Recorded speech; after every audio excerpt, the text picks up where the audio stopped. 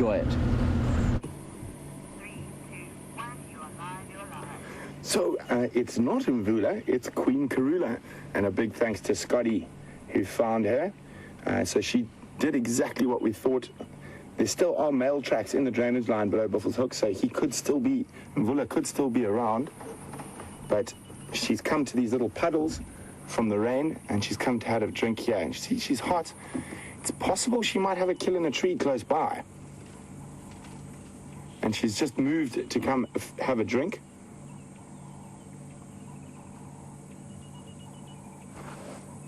And we are with royalty now, not blowing spit bubbles today.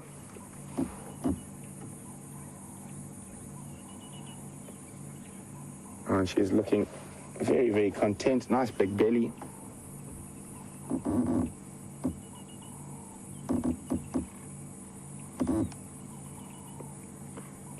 Queen Karula. Number 9, yeah? We include the dwarf mongoose and a leopard. But maybe because it's the queen, we can try to get a few extra points. We'll see. Yes. So what I am hoping, as I said, she's come here to drink. And she might have a kill somewhere in the trees around us. And she's just come to this puddle to have a nice drink. And you can see, very hot and humid.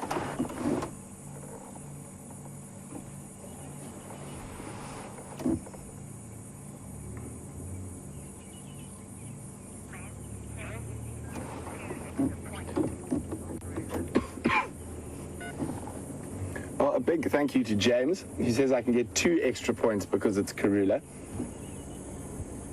So the 2 extra points plus the... One point, yeah, we need to discuss that, but let's enjoy the leopard for now. We'll discuss points later.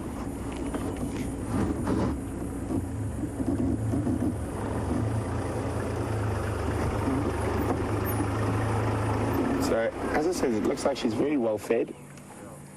So, she might have a kill in this block.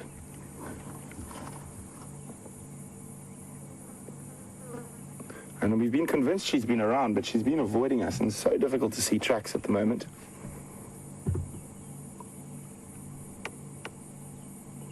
And we actually, Wildebeest, or Vim, he said today that we were going to find a leopard on Hyena Road, because we never drive on Hyena Road, and here we are with a leopard on Hyena Road.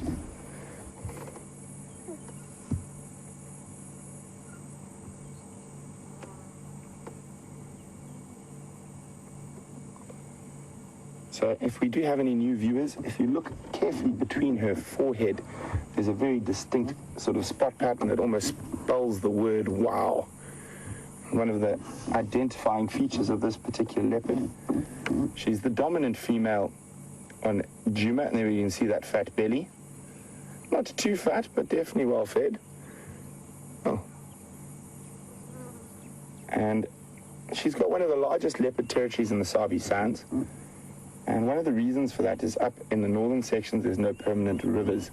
So she's got a territory of just under 2,000 hectares, where there is on the river, where there's more game is more plentiful, or small and medium-sized game is more plentiful. Your average female leopard's only got a 600 hectare average of territory. And she's definitely been, well, definitely one of the stars of the show. She only made a very brief appearance during Big Cat Week this year. In the past, she's been one of the bigger features. We're going to see what we can do. It's quite a difficult position to maneuver around here. We'll just wait. I still think she's going to move shortly. And of course, being Karula, she's going to take us through the worst blocks possible.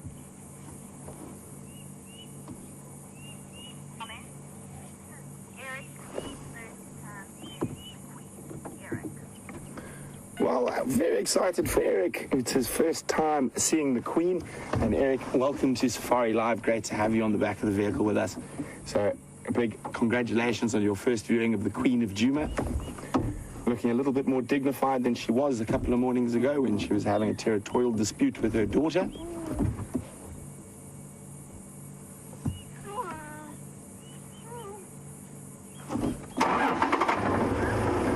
No blowing of spit bubbles today for the Queen.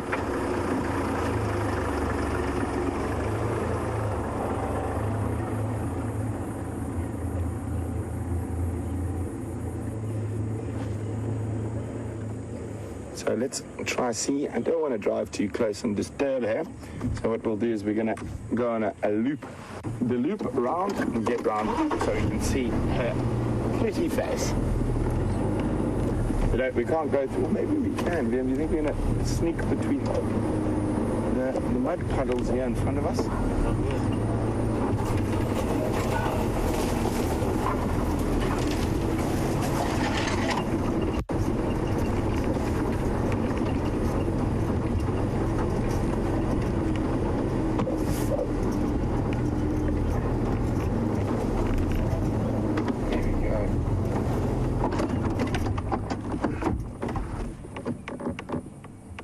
So, look at that.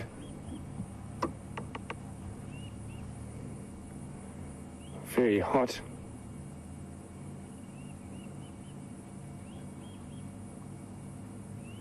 Nice full belly. Doing a little bit of preening and defleeing and de-ticking. Even the Queen is not immune to ectoparasites. And that little forward, so when she does put her head down,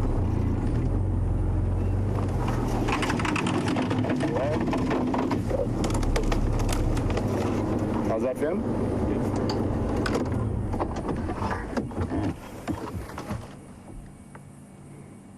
You can see full belly, hot weather, heavy panting.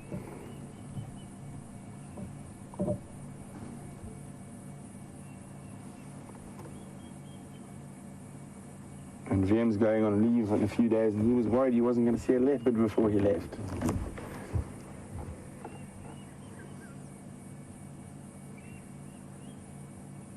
So, for those of you who are new, we are live. And you are seeing this leopard at the same time as me. And Anne in Illinois is wondering, is she the reason for these alarm calls? I'm not sure, and I don't think so. Those monkeys I saw alarming were quite far from this position, and they were looking in the opposite direction towards Buffelshoek Dam. I also saw male leopard tracks in that block, and it is possible that there could be 2 leopards in this area.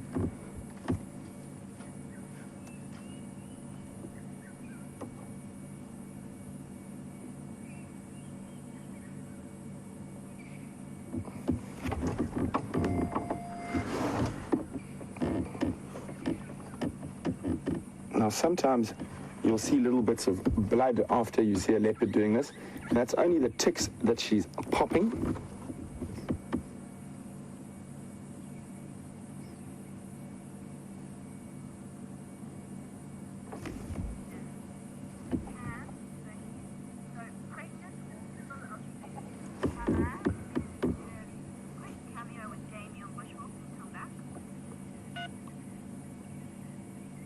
So Pam, and I'm sure a lot of you are wondering, is she pregnant or just full of food? If she is pregnant, it's very difficult to tell. It's probably quite early. She's definitely full of food. And we're going to stay here right with the Queen, and we're going to go see Jamie quickly.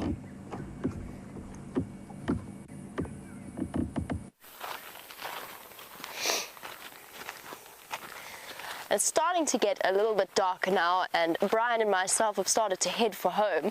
But Jose, you were wondering whether or not it's safe to walk around in the bush as we are doing. Yes, absolutely, it's safe. It's probably safer than walking about in most of the big cities around the world. That being said, it's all about, first of all, never getting blasé about it. So always checking, always scanning, always listening. And bear in mind that you never know what's around the next corner. So I'm constantly checking ahead of me and making sure. That's what's so wonderful about walking, is it's such an immersive experience, because you're listening, you're smelling. There's a part of you that's aware that you are not the biggest and most dangerous thing out here, and that you've got to be on constant alert. And that's a feeling that I absolutely love about being out here in the bush. Oh. And I would tell you more, but Karula is on the move, so let's head across to Brent.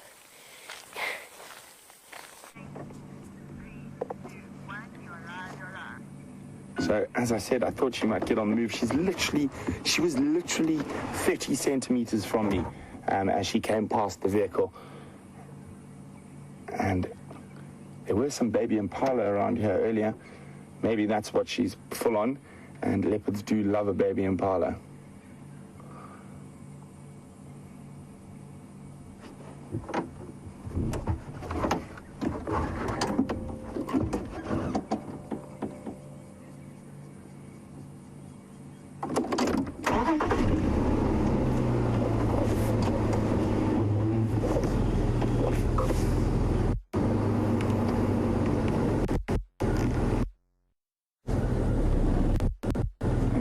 Scent marking.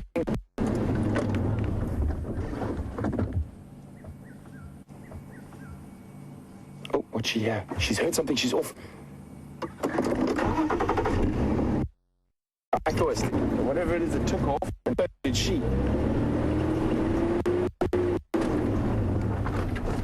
Isn't that just the magnificent sighting?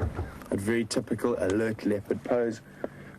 Guys, you should definitely get some screenshots. I'm going to snap a picture or two quickly.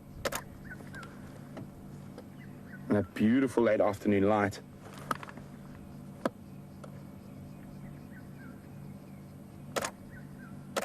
Ears alert. Trying to figure out whatever that was, where it ran.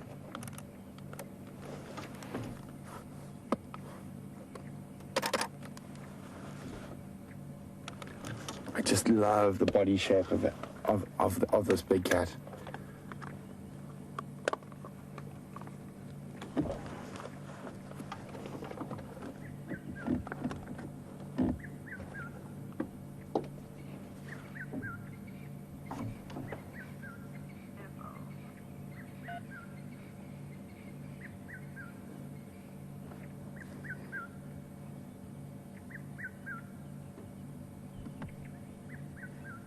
Yeah. Wonder what she saw. Liam and I did see some warthog in this area earlier. Sorry guys, just going to be on the game real quickly. Yeah, Andrew, I'm here. I think yours is making his way. Space for one. She's got mobile now. She's right at the junction of Hyena and Central.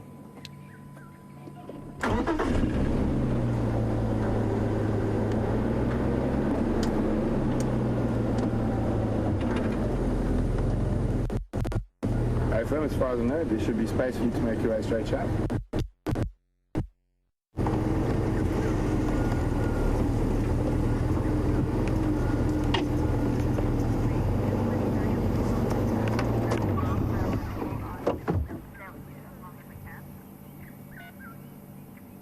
So still staring intently at whatever might have run away there. I didn't see it. VM, did you see anything? But if she keeps on this route, I know there are some impala not too far away.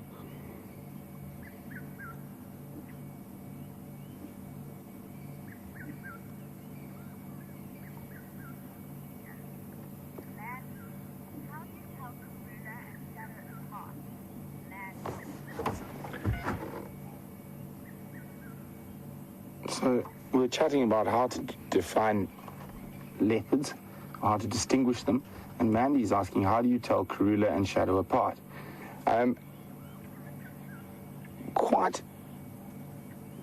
Quite easily, for us who do it every day. They look quite different. Shadow's unfortunately got a bit of a pug face, so she's got almost squashed face, in comparison to Karula, who's got quite a longer face. And Karula's got that very distinct spot pattern between her eyes that spell the word wow. But normally you look at their faces, the last line or the first line of spots above the last line of whiskers. Each leopard has a very unique sort of spot pattern there.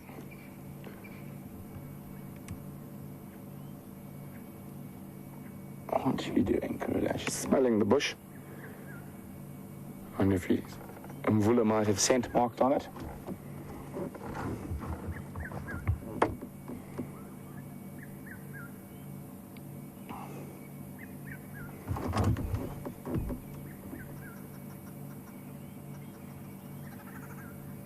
even though she is quite full, not very full, all these predators are opportunists. So if they get the chance to hunt something now, she definitely would.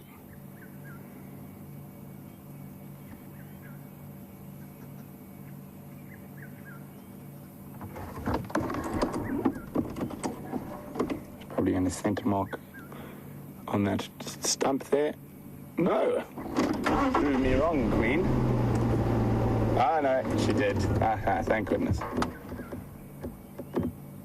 So the reason you see cats and other animals scrape, she spotted something again. The soil like that, as it turns over the soil, and it helps their scent last a little bit longer.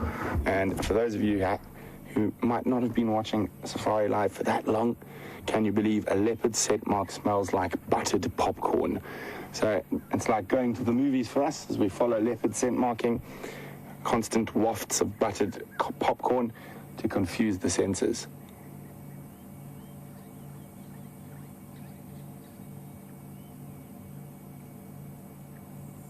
Might have spotted something through the bush there.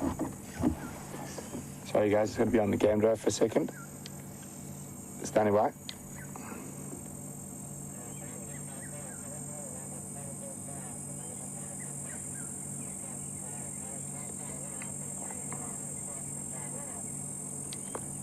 Rather come along Central to Hyena Junction. She's at that junction now.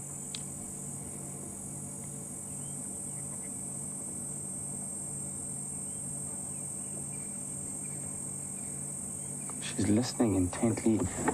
She might be listening for those little contact calls between impala and their young.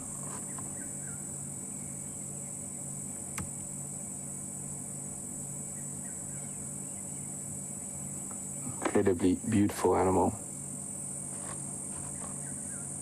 So, her scientific name is Panthera pardus, and the Panthera cats are the only cats that are able to roar. There are a few exceptions, of course, but to make loud rasping or roaring noises.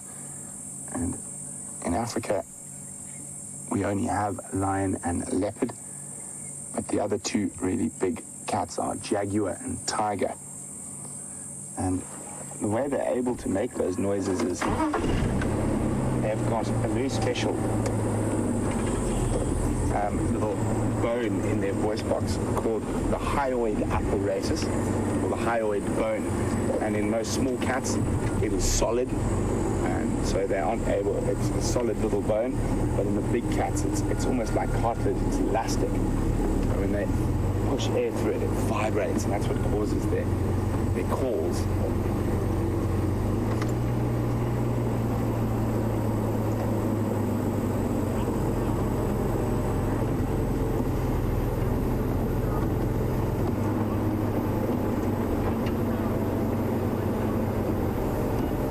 So, a huge welcome to Raphael, who's a new viewer from Brazil, who says, just look at this leopard, it's amazing.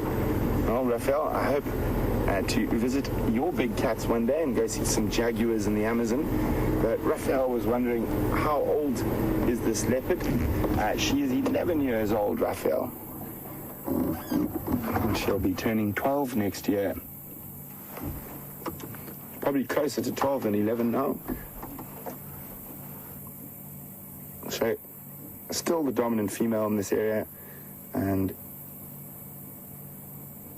still a good few years left in her, I guess. I'd say probably 1 or 2 more litters of cubs as well.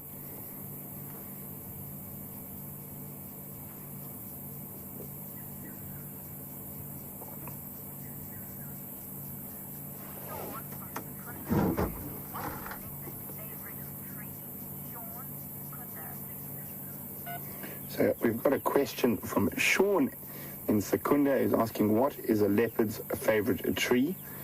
Well, Sean, it depends on the situation. If they're being chased by lions or hyena, their favorite tree is the closest one. But generally, in this area, this leopard in particular really likes sleeping in marula trees and jackalberries or African ebonies. I'd say possibly are the two preferred tree species in this area. No scent marking again.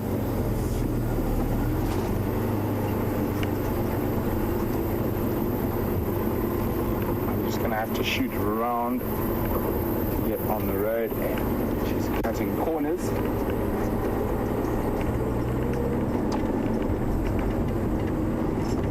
So she should be going that way, in my opinion, or the opposite way to she's going. That's where the impala are.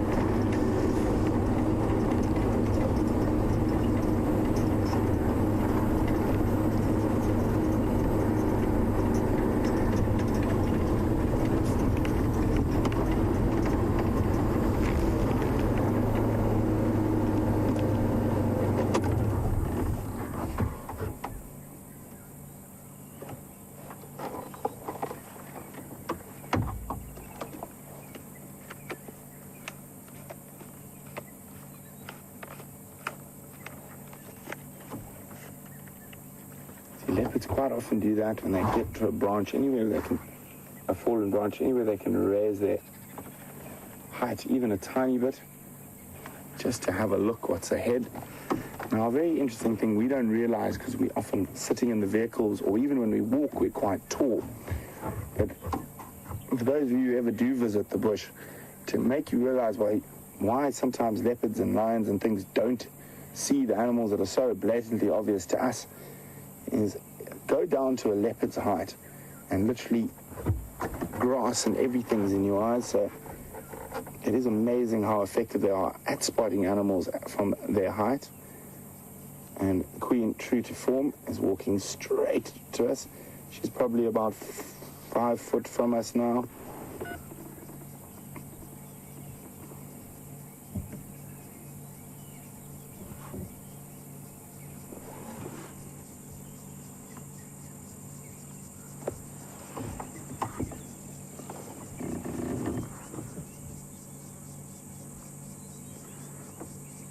Where are you off to next?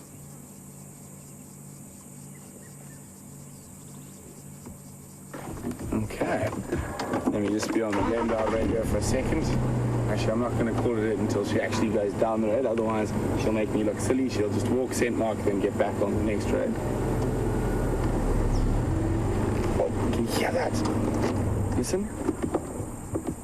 And you can see through there. Dwarf mongoose alarming at her. Oh, he's just popped down the hole. So while we continue to follow Queen Karula, let's go see Jamie, who's going to say goodbye, and we'll be back now. Well, we have made it safely back to the car. I'd like to say thank you all very much for joining us on this fantastic bushwalk experience. It's been so much fun taking you all on a walk out in the open, out in the bush. It's one of my favorite things. I absolutely love doing. It's been really enjoyable, and I hope to see you again on foot tomorrow at some point. Have a wonderful day wherever you are in the world. We're going to head back across to Brent and the Queen of Djuma.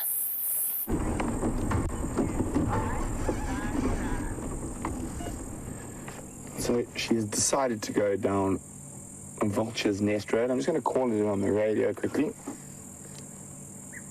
Yours and Andrew, she's now mobile south down Vulture's Nest.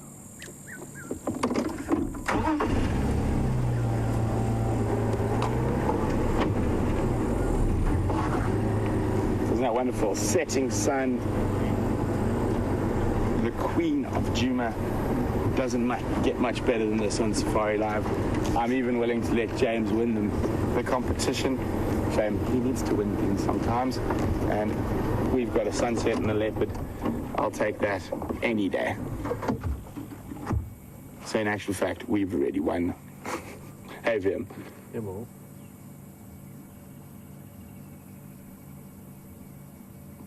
So it actually moves. See how she stops and listens?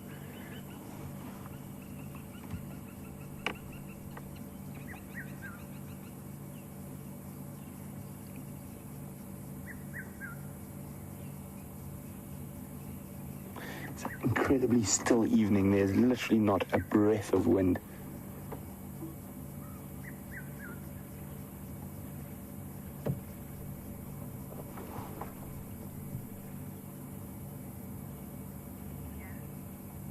Ellen from Arkansas.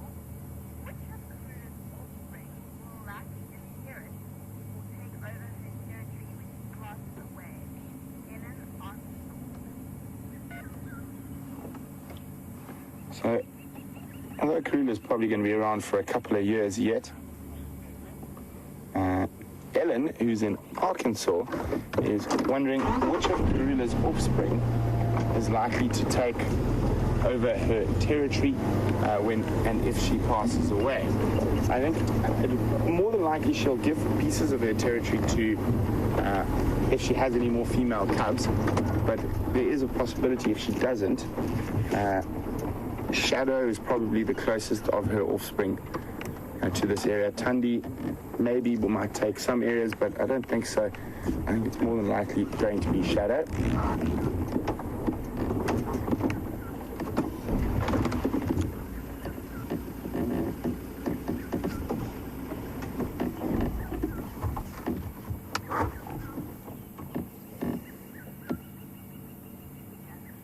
Brian, Brent, what is the survival rate of leopard cubs? Brian. So, chatting about cubs and offspring, Brian is wondering what is the survival rate of leopard cubs? So we'll be back with Karula now. Let's go see what James is up to at the den. Oh, everybody, we're here at the old hyena den. There are two tiny little babies in there. They just stuck their heads out. We're going to spend as much time as we can here. We just thought we'd drag you quickly away from the leopard just to show you. And I'll explain some of the more complex. There. Look at this. Look, two of them, two little ones. It's the first time I've seen two here, Juma, and it indicates that this is a subordinate female and that she's she's part of the same clan where we normally go and look at them, but a subordinate, so she'll come and have her cubs in a sort of, less than the main den, shall we say. And you can see there two, which means probably that at least one of them is a male. They don't feel the need to fight each other. They're probably both little boys. Isn't that sweet? Oh, this has just made my day. Look at that.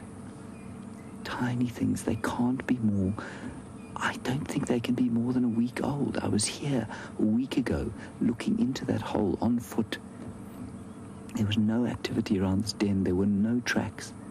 But we did see, I think, this female, when we walked up here, she was just standing here. And I suspect quite strongly that she was casing the joint to have her babies. I don't think that they're more than a week old, unless they were in another hole and she'd moved them here. Isn't that too special for words?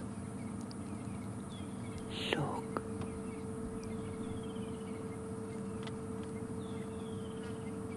They must be a little bit more than a week old, you know. They can't be that. I mean, they're much more precocial than, say, leopard or lion cubs, but they're walking around a bit too much. You can see they're definitely younger than the 5-week-old one that we've been watching. I'd say probably, I can't believe more than 2 weeks old. So sweet and so wonderful to see two of them.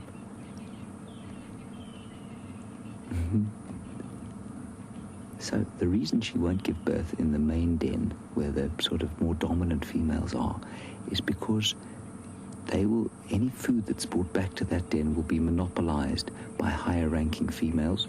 She'll give birth and look after these ones till they're a bit bigger before introducing them to the clan, so that they can cope with the fact that they're probably sitting at the lower rungs of hyena society. Oh, it's too special.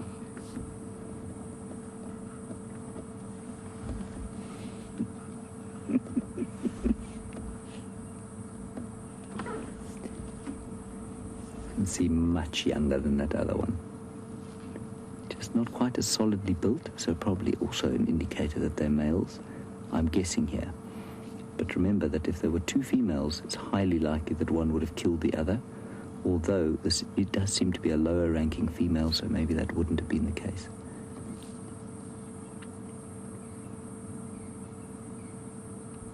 There's the other one.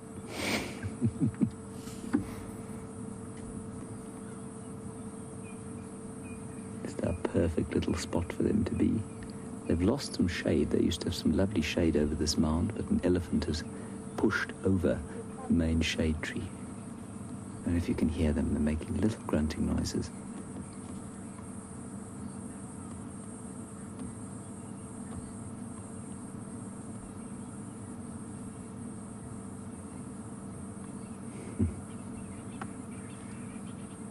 So great.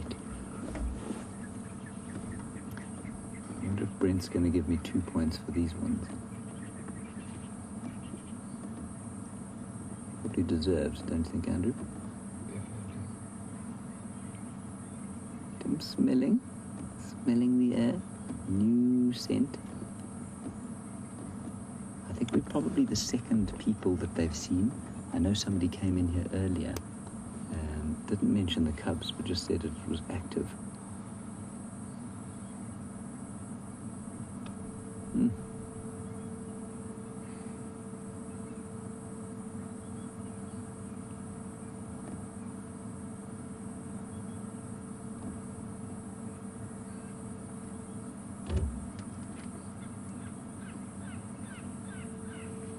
Now, Brian, you were asking about the survival rate of leopard cubs. I think the survival rate's only about 30% of them making it to adulthood, if I'm not mistaken, if that. And in fact, I think it's as low as 20% in some areas. The cubs of hyenas will be more successful once they've got past the stage of infanticide, not infanticide, siblicide. So if they're born in twins and there's a female, she'll often kill her sibling. Past that stage, I think you'll find that the survival rate is very high. They stay in the den for up to 6 months, so much longer than the other cats, lions or leopards. And I think you'll find that because of that and the clan situation, the parental care that they're given, I think that you'll find the survival rate is probably around 60%. It's pretty high.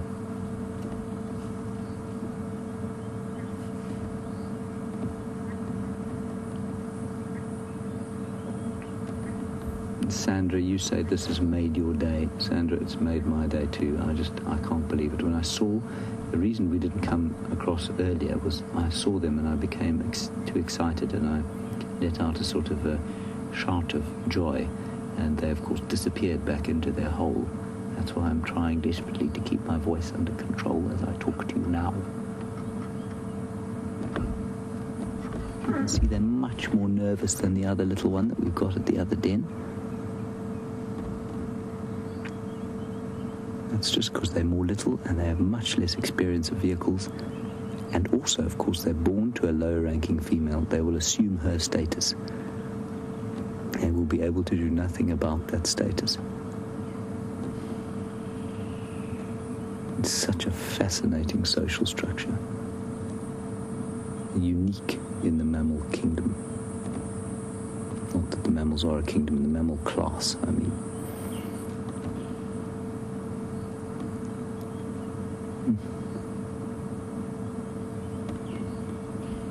Perfect atmosphere here of complete peace. Just the odd kingfisher calling, 1 or 2 francolins in the background.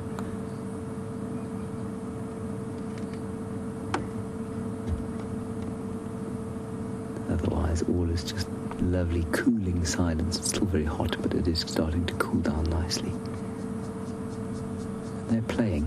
They're not suckling, so they're just having an evening play.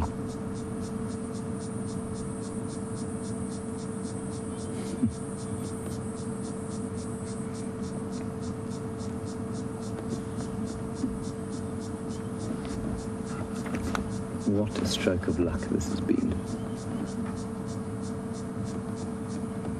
So just to reiterate, if you are perhaps a new viewer, we have one clan that we know of in this area. They use this den. They've got another 3 or 4 den sites around Djuma. The main den site at the moment, where it would seem that the matriarch, or the daughter of the matriarch, and another high-ranking female have had what seemed to be a daughter each.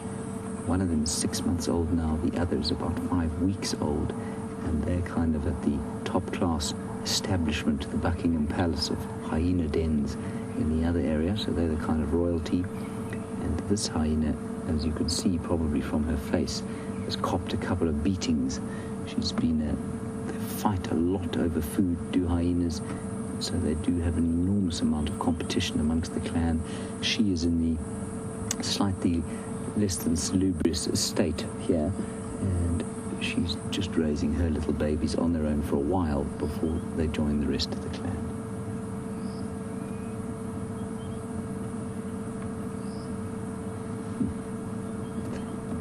Penny, I agree with you, they do look like bear cubs. Remember, they're not related to bears at all. Bears are more actually closely related to dogs than they are to hyenas. But I agree with you totally. They do have a very bear-like look about them.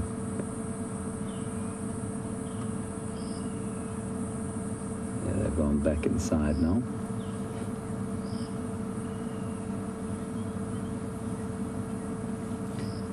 So Peggy on email, like I was saying, and you're quite right, siblicide is an enormous part of hyena society, and if females are born to high-ranking females, then they will often kill the siblings that they're born with, and especially if they happen to be other females. If there are two males born, Peggy, especially to lower-ranking females, then it's highly unlikely that siblicide will happen. So, Peggy, good question. I think that's why there are two here. If these two were going to kill each other, they would have done it already, because they do it almost at birth. And you see they're born with their eyes open. They're born with teeth, interestingly. She's trying to call them out again.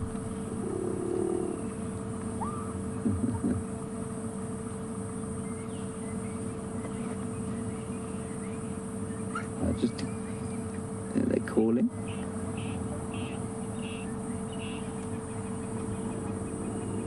There is another vehicle coming towards the sighting.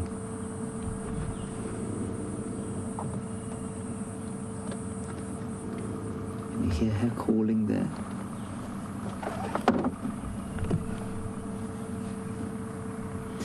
Now, Basica, I also haven't heard your name, so if you're new, wonderful to have you along. Thank you for your question. You want to know, will one dominate the other? I'm going to answer your question now. Station approaching Philemon's Dip hyena den.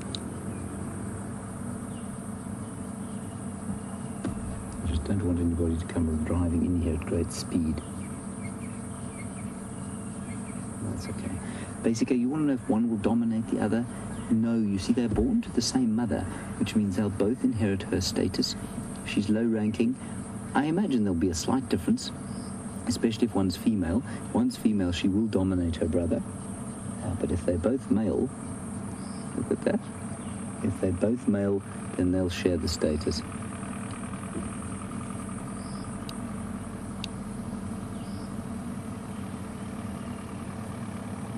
Is there a station approaching that hyena den on Philemon's Dip?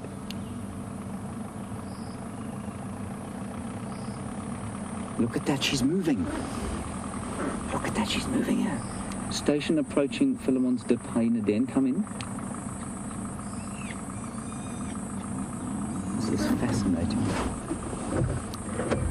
Please approach with great care. The female has taken one of the cubs out of the den. They just come very slowly.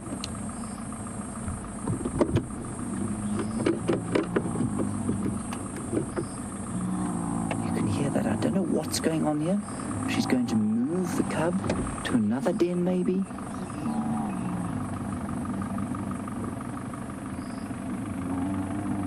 The other one's calling. And you've still got a view there, Andrew. I'm going to go a little bit forward for you. Get a better view. There you go. There you go. Look, look, look, look. Not happy.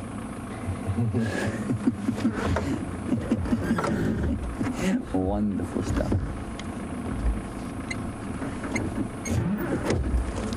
Station approaching den. You can come now. She's moved them back to the den site.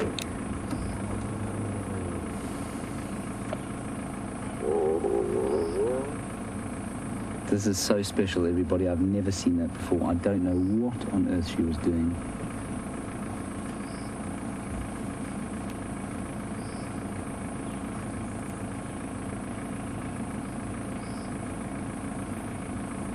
So, Kay, we've discussed the fact that they're in different den sites here, and Kay, yes, absolutely.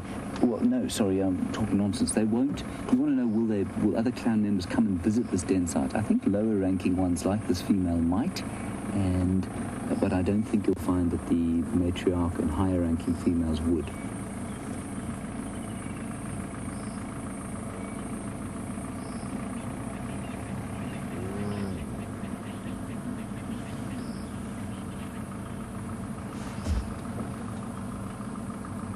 Let's head it back across to Brent and his leopard. I'm going to just try and help this game drive vehicle come into the sighting. We'll stay here for a little while. We won't be here after dark, though.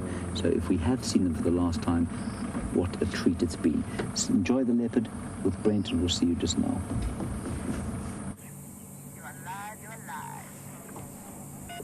So we managed to get around in front of her, and she's scent marking again. And she moves down towards the Mawati drainage line. Very alert. Definitely on the hunt.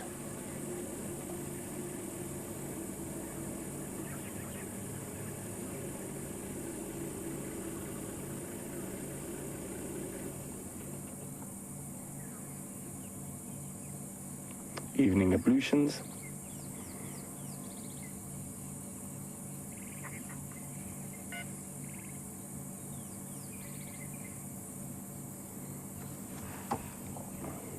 Our leopard scatters very, very smelly stuff. You can imagine a meat-based diet.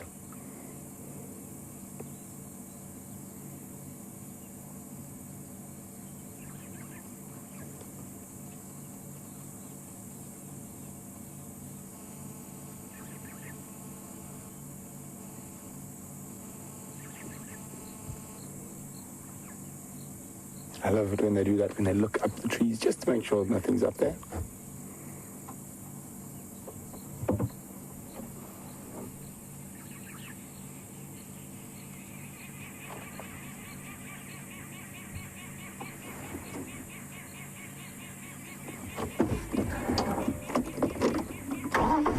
Okay, let's turn around again.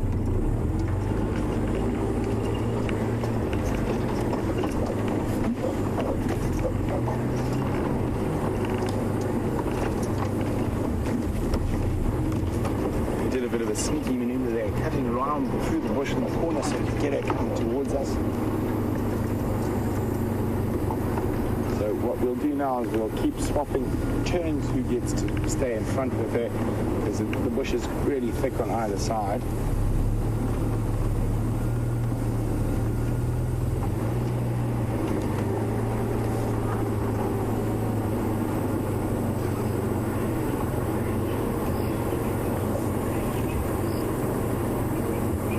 If she's going to turn up to quarantine, she is heading towards sort of the spaghetti junction area.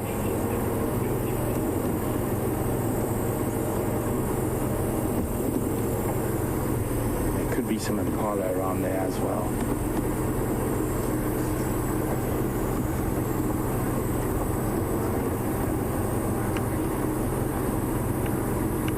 So, Brian, sorry, we had to disappear off to James at the Hyena den there very quickly. And how incredible that is. 2 more babies. And Brian was wondering, what is the mortality rate of leopard cubs in the Sabi Sands? And Brian, it's over 70%. And out of the known leopard mortalities, the majority of those are caused by male leopards. And then hyenas and lions are the next lot. And of course, there's always some unknowns. And you get some unusual ones, like pythons that eat leopard cubs. But for the first year of life, it's very tough to be a leopard. So,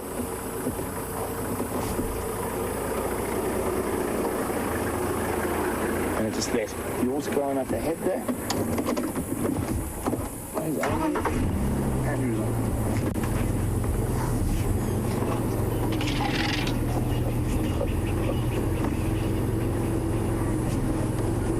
Andrea's noticed that Karula holds her tail in different positions as she moves, and Andrea wondering, is there any significance to the different positions?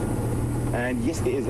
Andrea, if we see her put her tail right up vertically, she's been spotted by either monkeys or anything that she might be hunting. And it's sort of like, okay, you got me. But as you see how it moves like that with that white tip very distinctly there, that is a following mechanism for the cubs to follow. She doesn't have any cubs at the moment, but that's what that little white tip is there. And there's some people who say that the flicking of the tail is to try to placate birds that are alarm call. Myself, I'm not so sure about that. But you do see when the leopard starts concentrating on stalking, you see it flick, but as I said, I'm not sure whether it placates birds. It's just a theory.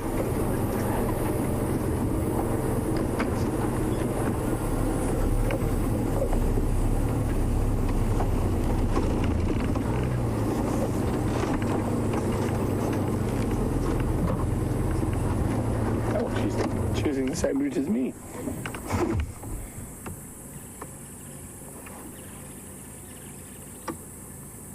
And she might head down towards the Mawati drainage line. And on the other side, there's an area where there could very easily be some impala.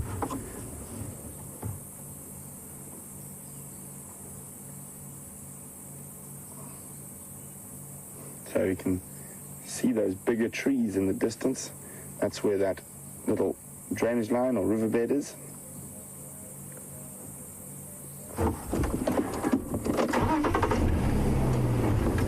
Now she's going to put us to work.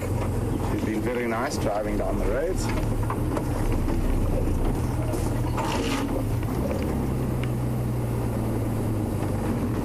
Now we're going to find our way through the bushes. Guys, don't worry if I drive over a tree. Most of them will just bounce back. Oh, she stopped. She's great.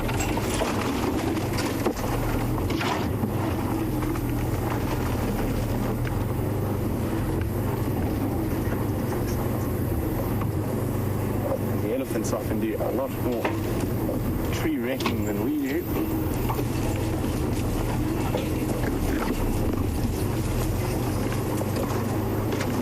And the beautiful jackberry she's heading towards.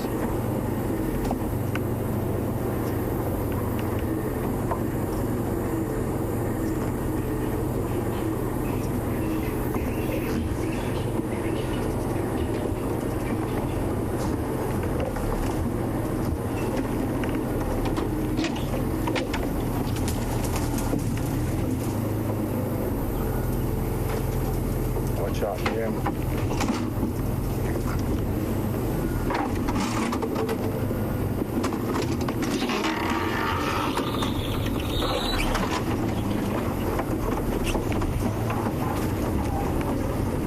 Fortunate she's chosen a section where we can actually get down. Sometimes she chooses sheer banks and then gets stuck trying to find a spot to get around to her.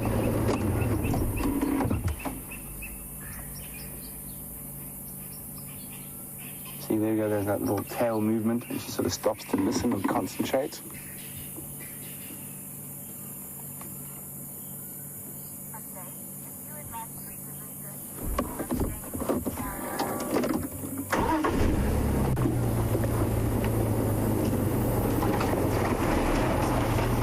I'm wondering, oh, look at that.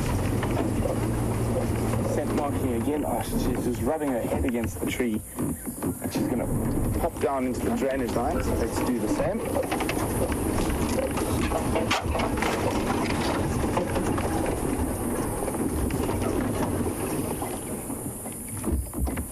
Sorry, Zam, got you at a terrible angle here. More level. That's going to do for now.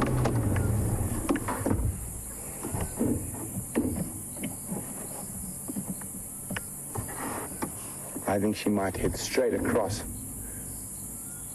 towards this pan system, the frog pan, where we had the eddies on the sunrise safari. You also think maybe head towards Chile Pan. She's going straight across. I'll try to stay with that.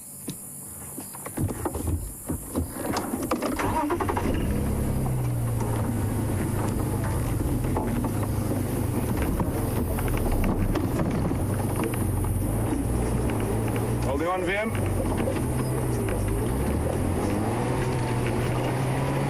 Oh, it's a bit steep. Can you still see it, Vim?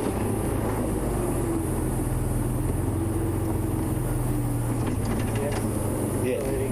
Still heading in that direction. Okay, so while we try to get through and up over this little area, we're going to go across to James quickly while I do some serious 4x4ing.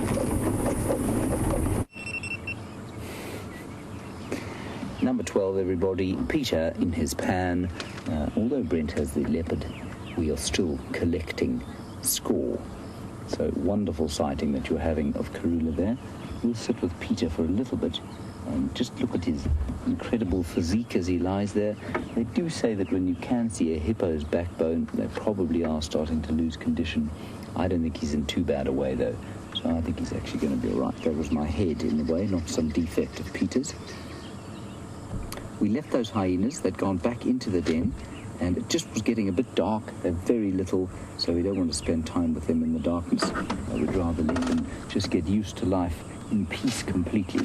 We're going to carry on, see if we can't pick up maybe a zebra and a wildebeest, and that will take us to 14 if we're any luck.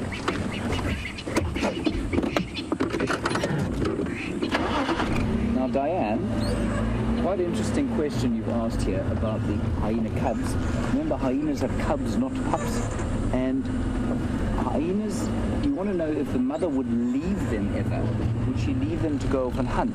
Yes, she would. She would have to do that.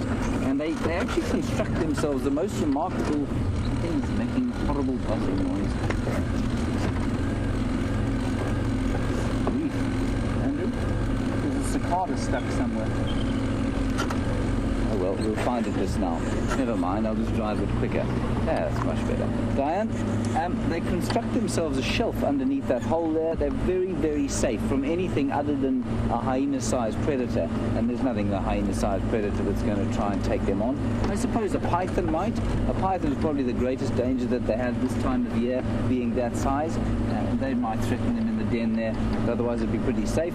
The mother has to go away and hunt. And often they will leave no one at the den. And I wonder, when we walked past there the other day, they definitely weren't in that hole. They may have been in a deeper hole the other side of the den. And I wonder if when she saw us coming up, she responded exactly the same way as she would if she saw lions. They'll run away, the cubs will go inside, and they won't come back. They won't try and sort of defend them because the cubs are so safe underneath the ground there. Great question. Thank you, Diane.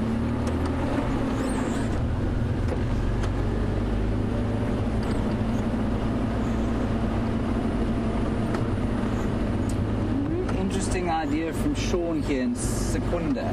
When we saw them take the cubs out, beautiful sunset there with Andrew. Sean, you saying maybe she was teaching the cubs how to re-find the den. So taking the cub away and then letting it run back. Yeah, I think that's a really nice postulation. It's really possible, yeah. Could well be. I've never seen that before. We have some incredible hyena action here that we really don't... I mean, I haven't been on a reserve where the hyena dens have been this active this often. It really is amazing. Do with a little bit more lion action, I feel, but still. I'm very grateful for the hyena stuff.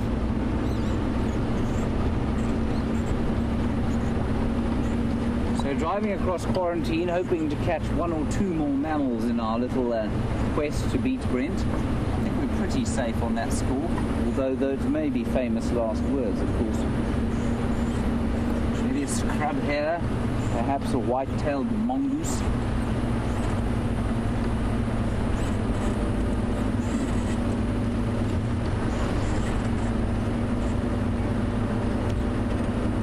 Hello, Lily Alva. You say you've just come across the live stream. How very exciting indeed. Lovely to have you along. You say you're enjoying it. Well, please stay with us and please continue to talk to us. We've seen some amazing things today. Brent found a leopard female.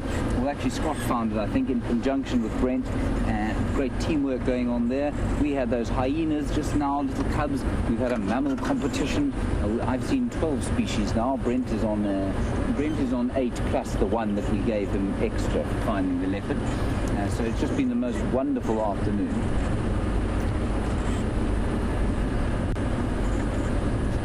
Right, trying to see if there isn't perhaps a wildebeest here, or a zebra. They're always here, except today.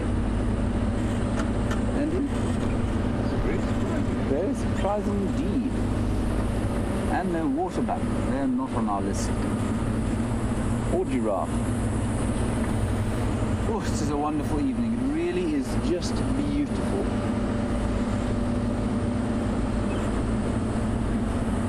Clearing's always a good place to be if you want to see something in the night, because they're often here trying to find space so that they can see any predators coming to eat them. That's all the antelope. Lovely pink horizon. I really like the fact, to be honest, that we don't drive around too much after dark these days in the summer, simply because it's difficult to film at night. The pictures aren't often great, and night drives can be really rewarding if you see stuff, but if you don't, it can be a little bit taxing. It's difficult to see. You don't get the same vistas that you do during the day. We'll just watch these and I thought they were going to... Yeah, there were a few more coming out of the bush here. Streaming out onto the plains. There we go. One more. Not a great bevy of them. Look at her run. Isn't that amazing? Oh, that's fantastic. So fast.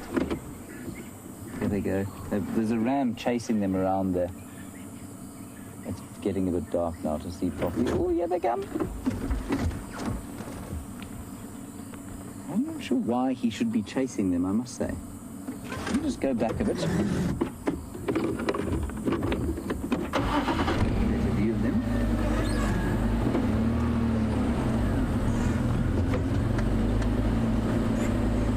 Now, we've been looking at these little baby impalas, most of them well less than a week old. And Debbie, you want to know at what stage they become an adult? It's from New Jersey.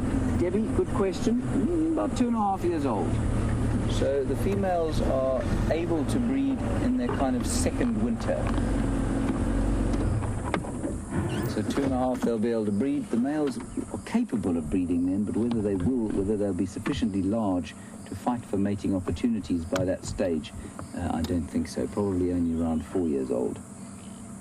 Sorry, they really don't keep hiding behind this bush. I'll sneak forward again. No, Jigger doesn't sneak forward. You've got to start with.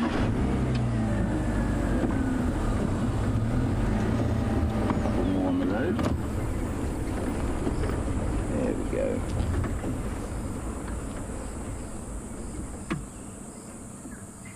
Now, of course, now starts the long night, which is not easy for these impala. They will try and suckle. The little ones will have to lie down at some stage, which of course makes them very vulnerable indeed. So sweet. And I have to tell you, I think the temperature at Nand is probably it's maybe dropped 2 degrees, but it's still at least 30. It's very hot. 85-ish. Super humid. Super humid, yeah. Lots of moisture coming off the ground after the rain we had.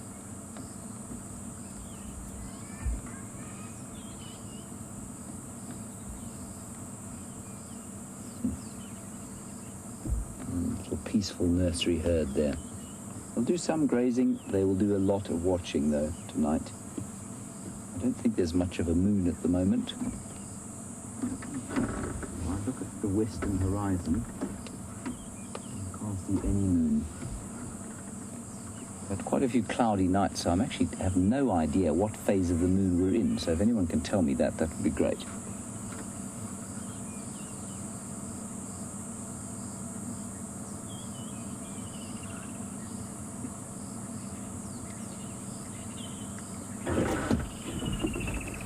Right, I think that's enough yabbering away from me. Andrew, give me a high five. We are That's for the mammal competition that we won. Yes, Brent started it. Thank you, everybody, for your wonderful contributions and questions today. I do find, since our Big Cat Week especially, the new viewers, so stimulating having you on board, especially in conjunction with the brilliant questions from our regulars. Thank you for talking to us the way you do. Thank you, Andrew, for your efforts today on camera. And thank you to Nikki, and I nearly said Tara. It's not Tara, of course. Tara's gone. To Kirsten McLennan-Smith in the final control. And we're going to hand you over to Brent Leo Smith. And I also need to thank Jamie for her first walk. We're going to hand you back to Brent, and he'll keep you updated on Karula. We'll see you tomorrow morning at 0500 in the glorious African dawn. Bye-bye. See you then.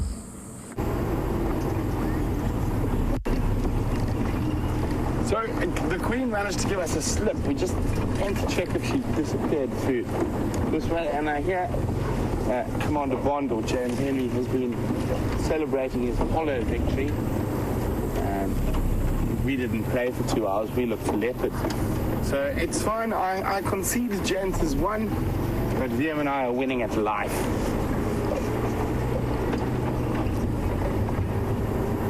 So there's only 2 minutes left. Back quickly towards Chele Pan.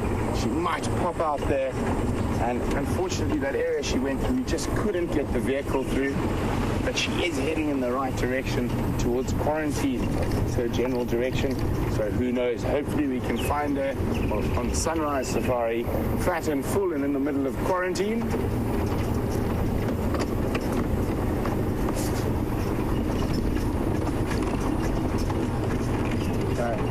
Approaching up to the last spot.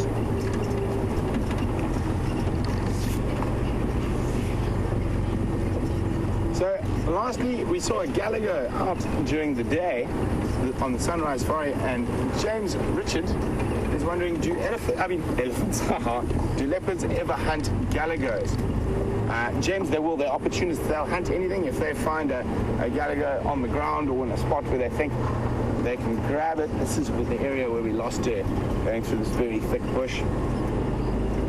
And I've got her. The Queen has come to say goodbye.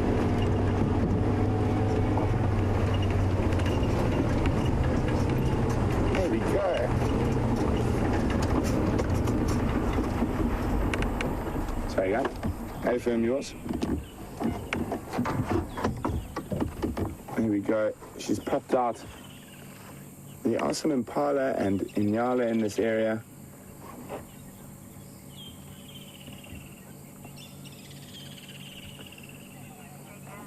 And guys, what a fantastic sunset safari. Well done to James for winning the mammal. Thanks to Scotty for finding the leopard for us. And well done to Jamie on her first bushwalk. So from all of us here at SafariLIVE, we definitely will be on the hunt for the Queen in the morning. So good night and enjoy the last few visuals of Karula.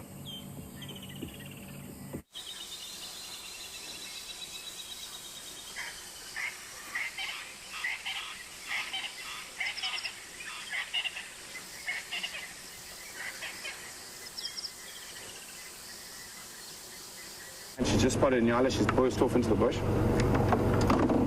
Sorry guys, we're back. Karula just took off into the bush after Nyala. The lights are off. We're just going to move forward a little bit. So we're back, we're extending for a bit. She just, as we say goodbye, she just shot off like a bullet. So unfortunately it's quite dark. So all we can do is listen now. We did see some Nyala here a little bit earlier, and she's literally gone straight to where they were. All we can do is listen now. So she just shot off like a rocket into that bush that VM's showing you there, into that thicket.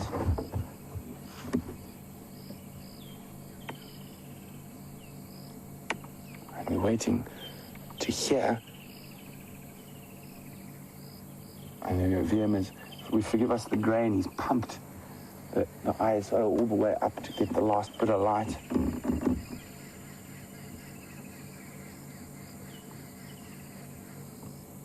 All we can do is, there she is, Em.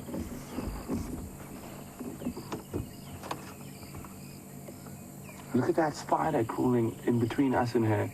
Isn't that amazing? So there were Nyala right there a little bit earlier. And I haven't heard any barking, so it's possible they're still very close. What you spotted there, Vian? Okay. Just checking. I can just make out her tail twitching.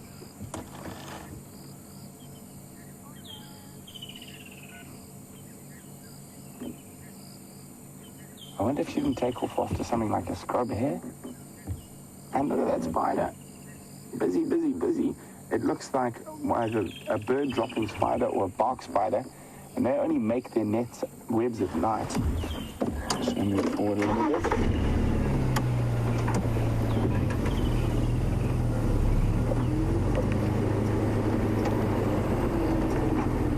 She's been spotted. Listen to that.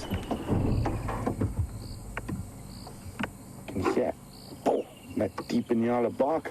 Hunt over. See how her body language has changed completely. So for the second time here at SafariLIVE, I think she's going to probably rest now and not hunt for a while. If she's been spotted, all the other animals in the area will have been notified of her presence by those Nyala barks. So from VM and myself here on the Wendy, have a wonderful time wherever you are, and don't forget to join us for tomorrow's sunrise safari. Good night.